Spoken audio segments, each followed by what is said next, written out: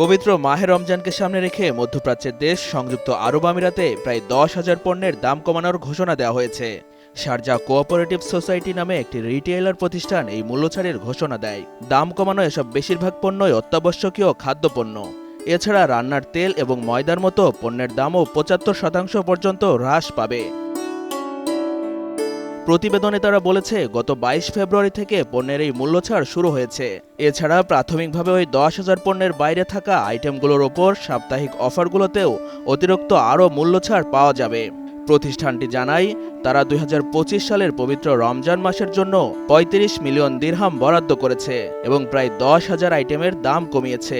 সমগ্র আমিরাত জুড়ে অবস্থিত তাদের 67টি শাখায় এগুলো পাওয়া যাবে। শুধুমাত্র আমিরাতে নয়, পবিত্র মাহে রমজান উপলক্ষে মরুর দেশ কাতারেও চলছে বিশেষ মূল্য ছাড়। কাতারে রোজার অন্যতম অনুষঙ্গ প্রায় 25 ধরনের খেজুরের সঙ্গে 800 নিত্য প্রয়োজনীয় দ্রব্যের দাম কমিয়েছে কাতার সরকার। প্রতি বছর রমজানে প্রয়োজনীয় পণ্যের উপর 20 থেকে 30% মূল্য ছাড় দেয় ওমান। রমজানে একইভাবে মালয়েশিয়ার সব ছোট বড় দোকানে চলে বিশেষ মূল্য ছাড়। ত্যাগের এই মাসে মানুষের কষ্ট কমাতে বিভিন্ন পণ্যের উপর মূল্য ছাড় দেন সৌদি আরবের বিক্রেতারাও। নিত্য প্রয়োজনীয় দ্রব্যের 30 থেকে 70% দাম কমান সে দেশের ব্যবসায়ীরা। বাহরাইনেও রমজান মাসে প্রয়োজনীয় পণ্যের উপর 20 থেকে 60% মূল্য ছাড় দেন বিক্রেতারা।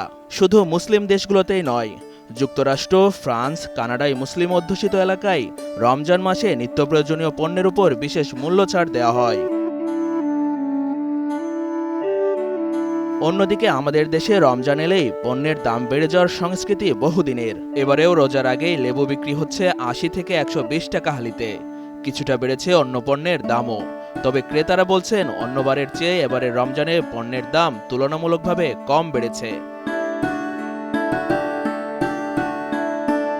মাহবুব সবুজ, এনটিভি অনলাইন।